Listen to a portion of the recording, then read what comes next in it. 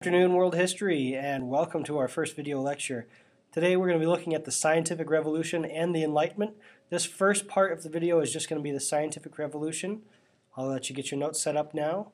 This is going to be number 13 in our notebooks.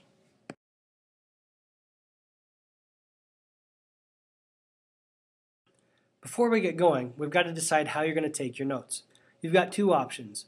The first is to take traditional notes, where you've got the Roman numeral with your main points, then your subpoints and details following. Or you can access the printable notes handout on Google Docs that we talked about, print those off, and follow along with that. Here's an example of a layout of those traditional notes you could use if you chose to do that.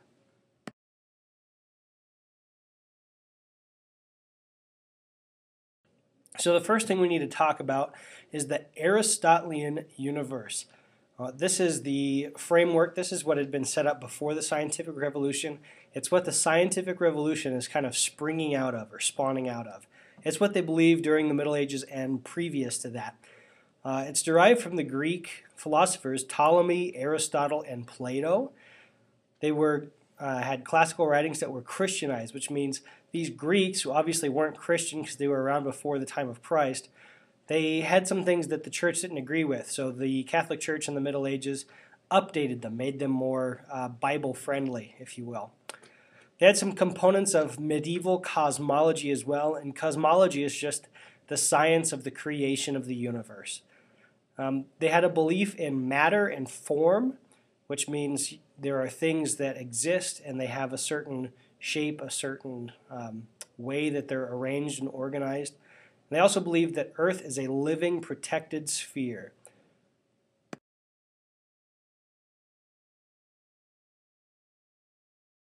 Now we're going to take a look at some individuals I like to call the scientific revolutionaries.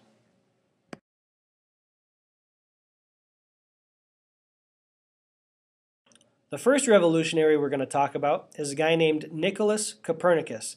He lived from the years 1473 to 1543, and his primary goal as he was developing into the scientific revolutionary was to glorify God. So he actually aimed to back the teachings of the church, and in doing so, he came up with a lot of theories and hypotheses that challenged teachings of the church, because the church had adopted the teachings of the Aristotelian universe. They had taken those ancient Greek philosophers' ideas about space and the earth, and they adopted them, they Christianized them to make them their own. So the first thing Nicholas Copernicus is trying to do is glorify God. The first challenge point he has with the church or the Aristotelian universe is that he theorized a heliocentric, which is a sun-centered universe. Aristotle and Ptolemy thought that the universe was earth-centered. Everything revolved around our planet. Copernicus said, no, I think it's probably everything is rotating around the sun. The next thing he did was he challenged perfect circular orbits. Ptolemy and the ancient Greeks came up with the idea that everything rotated around the earth in a perfect circle, and Copernicus thought it looked a little bit more like an egg or an ellipsis. We'll get back to that later. He also said that the universe was of staggering size, whereas the traditional belief was that everything was sort of contained and compact. But Copernicus said it was way out here. And probably the biggest challenge point Copernicus had with the church and the Aristotelian universe is that Earth was no different than any other planet. The only thing special about Earth is that it had life on it that we knew about. This is a huge challenge to the way the Greeks looked at the universe, and thus a huge challenge the way the church looked at the universe, because they believed that Earth was a very special place, protected, unlike any other planet. He summed up all of his theories and all of his ideas in a book called On the Revolutions of the Heavenly Spheres, which was published where he finished the year of his death, and he waited until he died, or until he was on his deathbed, to actually publish his teachings in order to avoid persecution of the church.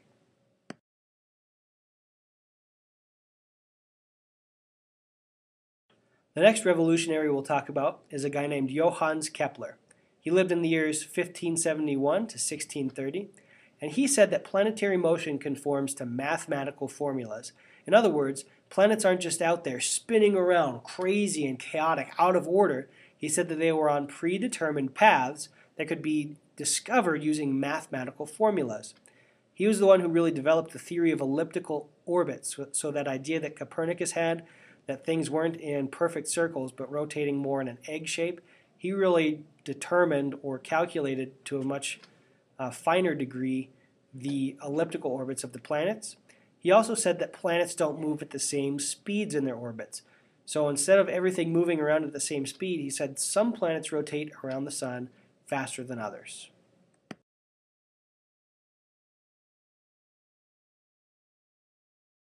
The third revolutionary we'll talk about is one you've probably heard of. A really cool guy named Galileo Galilei. He lived from the years 1564 to 1642. He's noted for being an early practitioner of the experimental method.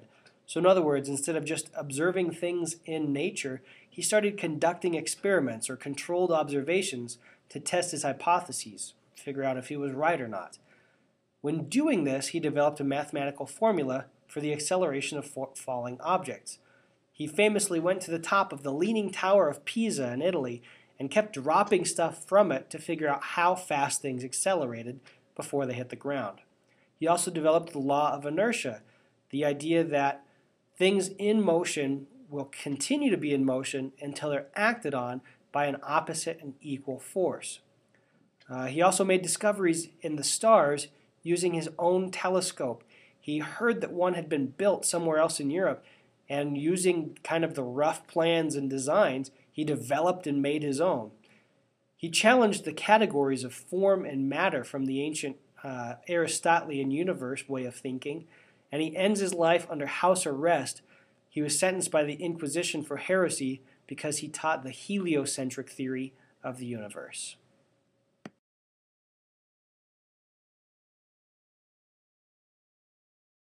The fourth revolutionary on our countdown of great scientific revolutionaries is Sir Isaac Newton. He lived from the years of 1642 to 1727, and he's a scientist and a philosopher. He's known as the great synthesizer because he brings together inductive and deductive reasoning in a happy blended harmony. Inductive reasoning is where you take a very specific idea or specific concept and apply it to more general concepts or broader workings. And deductive reasoning is where you take very general ideas and you boil them down into very specific concepts. He argued that the universe is governed by natural laws, which he writes about in his book Principia, Mathematical Principles of Natural Philosophy. He begins developing his own natural laws that he writes about when he's in the countryside escaping the Plague of London in 1665 and 1666.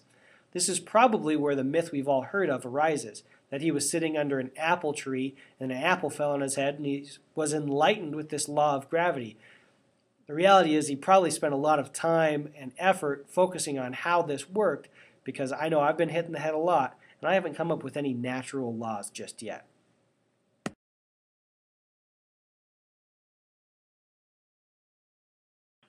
Number 5 on our list is probably the tastiest of all, Sir Francis Bacon. Get it? He lived from the years of 1561 to 1626, and he's known as the father of the scientific revolution. Here's why. He said that truth resulted only from investigation. In other words, things can't just be guessed at or philosophized at. There had to be some sort of investigative, research-driven approach in order to figure out how things worked. He used the inductive reasoning method, which is kind of ironic because it's opposite to the teachings of the scientific method we use today. Nevertheless, he emphasized practical, useful knowledge. So it could be said that the idea of scientific progress comes from Sir Francis Bacon, and we owe the scientific revolution and all modern advances to his idea.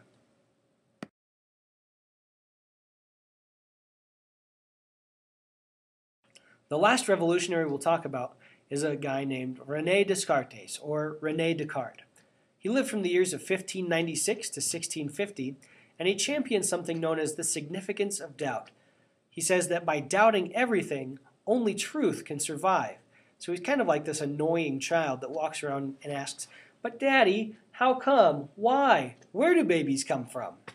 He said that spatial relationships can be expressed in mathematical formulas, and he's also known as the father of analytical geometry.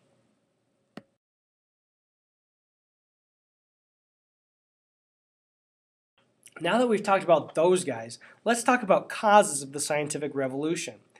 First off, we need to understand that medieval intellectual life and medieval universities had been keeping classic ideas alive and actually preserving them as fact and truth, when in reality they were just Greek conjecture and philosophy and ideas. The Italian Renaissance is really the first cause of the scientific revolution. While they start looking at the classics, they encourage new learning based on those classics. So they say, what's the next step we can take? Is there anything else that we can prove or disprove using these classics as a platform?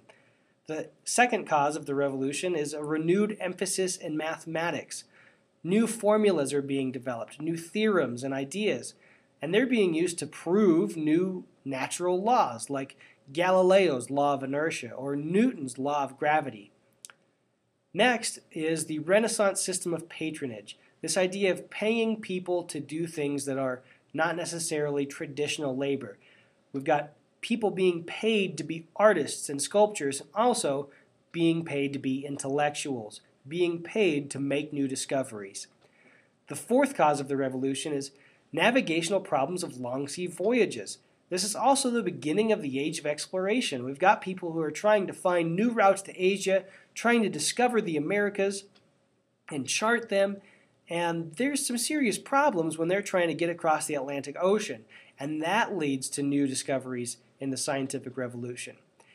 Fifth and finally, we've got the need for better scientific instruments causing the scientific revolution. As people's knowledge begins to grow, they also need tools to examine things.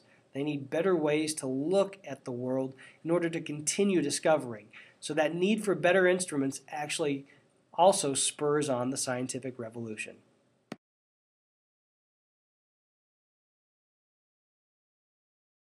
Now let's take a look at consequences or outcomes of the scientific revolution.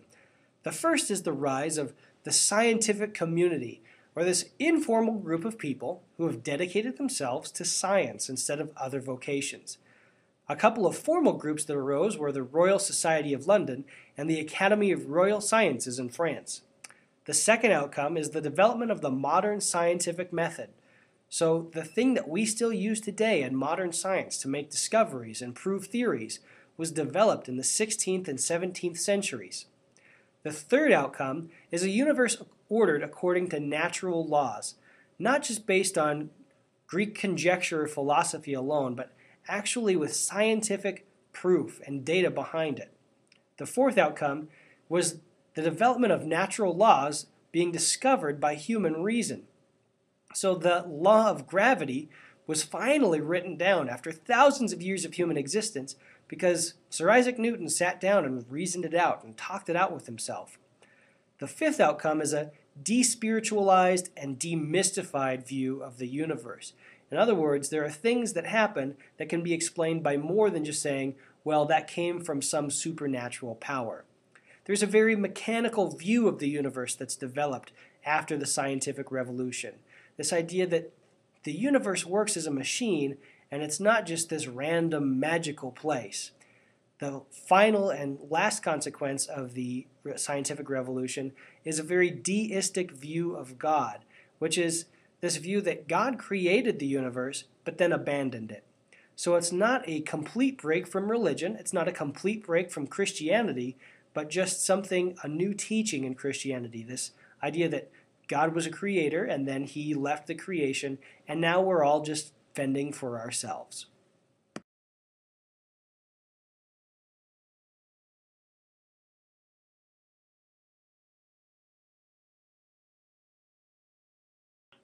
That concludes our portion on the scientific revolution.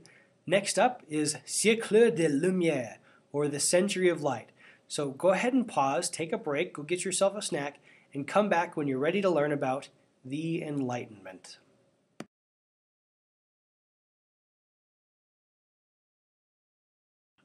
Welcome back. Now let's talk about the Enlightenment. we'll start off with a very general description of what it was. First off, it's this time that emerges out of the scientific revolution. The scientific revolution is this age of ideas and new theories and laws and new formulas being discovered. And the age of enlightenment takes that and starts applying it more towards human life and culture. The spokesmen of the Enlightenment are the rising middle class throughout Europe. Paris, France becomes the center of the Enlightenment, so it's no surprise when the Enlightenment ends with the French Revolution. The Enlightenment is all about this optimism about mankind's abilities. There's this very new progressive and rationalistic humanistic worldview. This idea that people can change and logic can be applied to figure out why people do things, and that people can do things that are of worth. People can do things that are good. It's not just God or gods that can do good things. Mankind has the ability to improve themselves, and that's the basis of the thinking in the Enlightenment.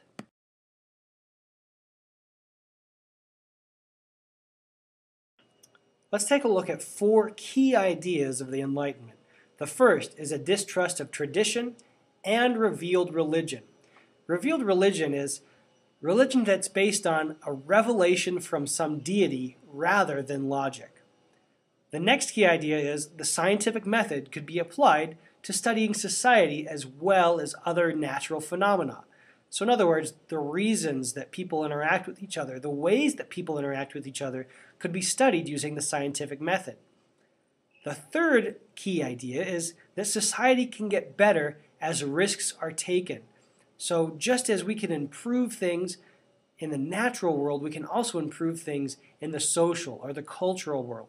And the fourth key idea is that man is naturally good. Man is naturally capable of doing good and naturally capable of self-improvement.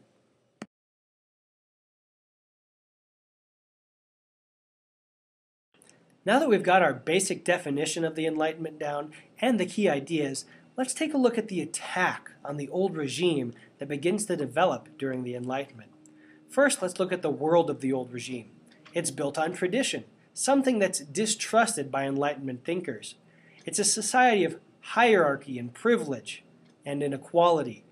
The idea that people can be above other people is simply not in line with Enlightenment thinking. The old regime is allied with the church. Both of them kind of grew together in power and influence during the Middle Ages, which we've talked about. As the Christian religion becomes popular in Europe, political leaders use that religion to gain more political power. The church also uses that to gain their own political power. So they're very closely connected and sometimes very corrupt. This leads supporters of the Enlightenment to challenge notions of the old regime, both the religious and the political.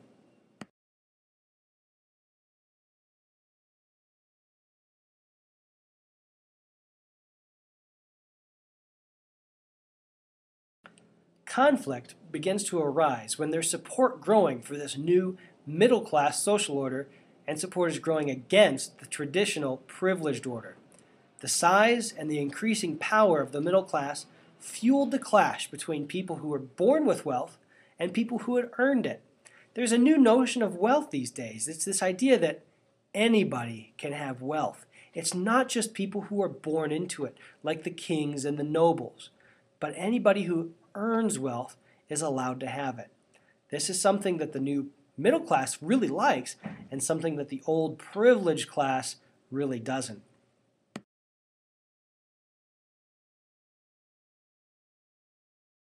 Further clash between the old regime and the rising middle class comes with the popularization of science. From the 17th and 18th centuries on, science had been growing in popularity tremendously. There are even science fiction novels being written in the 17th century, like Conversations on the Plurality of Worlds by Bernard de Fontenelle, which goes to show how the scientific revolution had increased the comprehensibility or the comprehension level of the workings of the universe to the basic people. The fact that people were writing about science and people were interested in science and knew about science gave them an edge they hadn't had before. It made them not quite so rulable by people who were supposed to have been above them or more educated than them. It made them elevated intellectually which can actually end up making them elevated politically.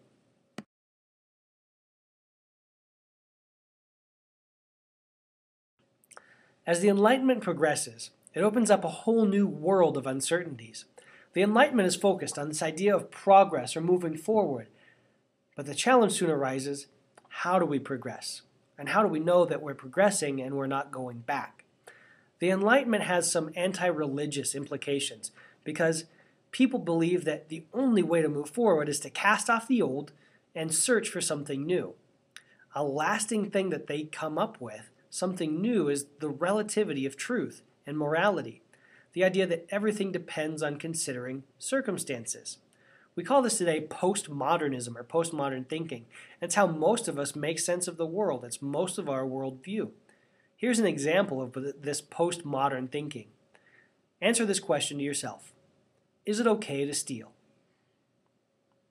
I hope that you just said no.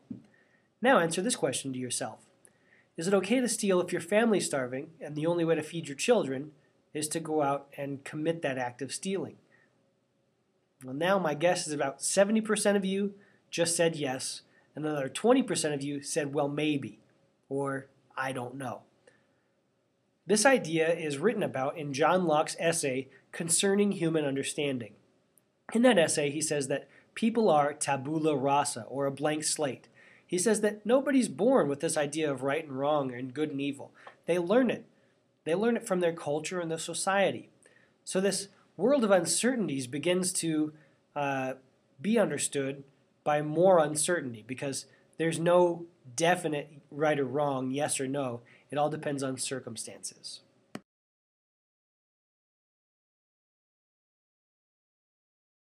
The philosophes develop as an important group of thinkers and people later in the Enlightenment. They're mostly 18th century French intellectuals who have an interest in addressing a broad audience.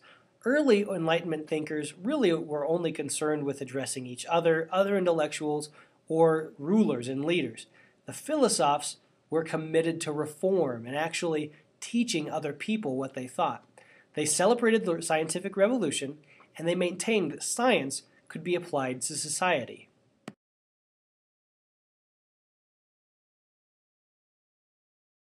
As these philosophes began spreading their ideas about government reform and relativity, the idea that maybe the king who's ruling is not the best king to be ruling. Censorship is a tool employed by the old regime to attempt to control this new thinking of the Enlightenment. Publishers and writers are hounded as a result by the censors. Over 1,000 booksellers and authors are imprisoned in the Bastille alone in the early 1700s. As a result, the salon in France arises as this hotbed for Enlightenment sentiment. There's no censors in private salons. Nobody can prove what you said. There's protection and encouragement being offered by French aristocratic women in their private drawing rooms. So these drawing rooms or these salons become open forums for Enlightenment discussion and literature. This also encourages a feminine influence on the Enlightenment, whereas before, new ideas in science was generally left up to men.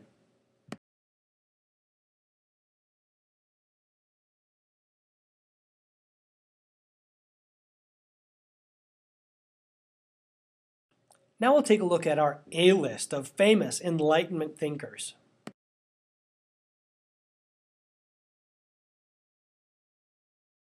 First up is a guy known as the Baron de Montesquieu. He writes a book called The Spirit of the Laws, and he says that despotism, or that absolute and oppressive control or political power, can be avoided if political power is divided and shared between a diversity of classes, between many people. He also says that power must be able to check power. He writes that he's an admirer of the British government, and he says that French parliaments must be defenders of liberty. He ends up influencing the later US with this checks and balances idea that power must check power, and also the separation of powers, that we have three branches of government. These ideas come from the Baron de Montesquieu.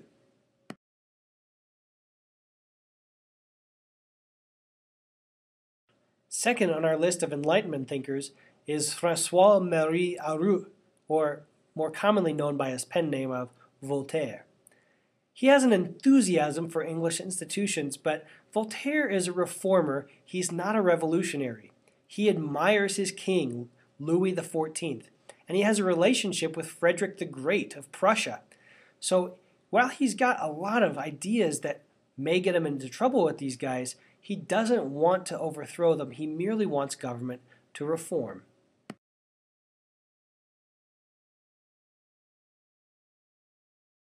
Let's jump across the English Channel for this third Enlightenment thinker, David Hume.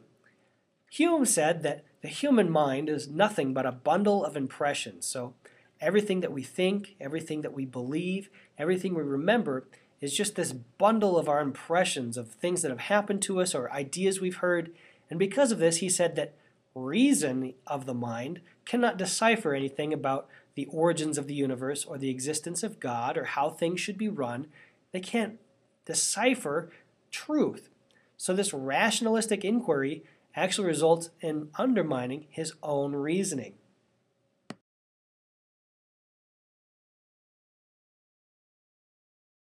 The fourth thinker we'll look at is another Frenchman by the name of Jean-Jacques Rousseau.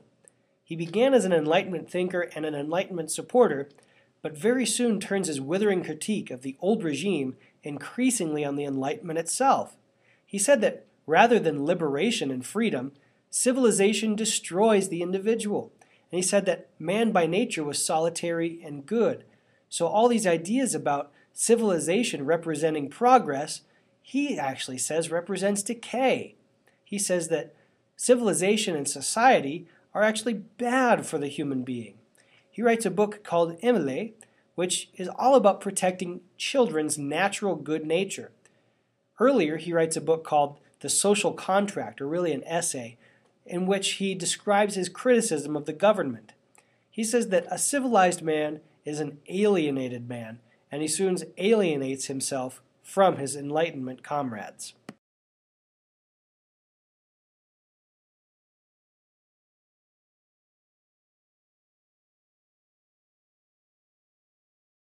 The final philosopher we'll talk about is a man named Denis Diderot.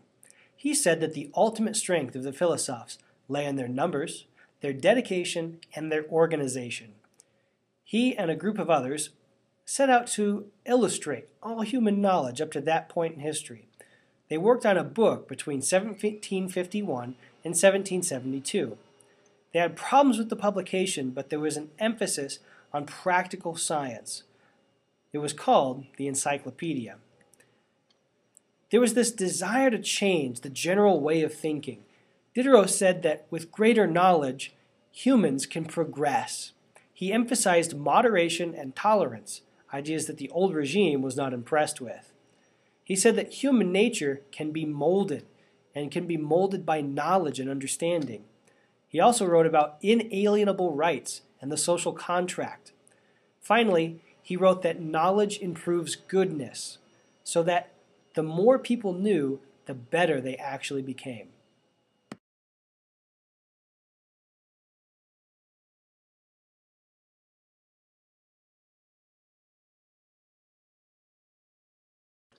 To end our talk on the Enlightenment, we need to take a brief look at something called enlightened despotism. This is a manner of political reform made by absolute rulers of the time of the Enlightenment. In theory, these people were part of the old regime, the old government and the old institutions the Enlightenment was fighting against. But nevertheless, people like Frederick the Great of Prussia, Catherine the Great of Russia, and Joseph II of Austria were making reforms based in Enlightenment ideals. It's hard to tell today if these actions represented a desire for true change and reform, or if they were just a manipulative consolidation of power for these rulers. In any event, they did instill Enlightenment ideas in their own countries and governments, and they were revered in their time as champions of reform.